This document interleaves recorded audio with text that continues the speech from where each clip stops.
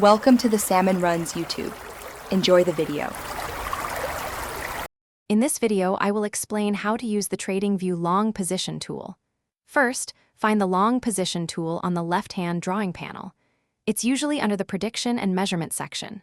Once selected, click on your chart where you intend to enter a trade. This will place the tool, showing green for profit and red for loss zones. You can then easily adjust these zones to define your trade parameters. After placing the tool, you'll see two distinct areas: a red box for your potential loss and a green box for your potential profit. Drag the bottom of the red box to set your stop loss, indicating the price where you'd exit to limit losses.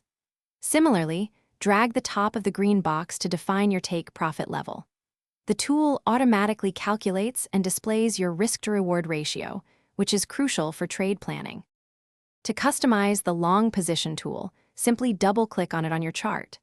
This action opens a settings menu where you can modify various properties. You can change the colors of the profit and loss zones, adjust line styles, and even toggle the visibility of text and statistics.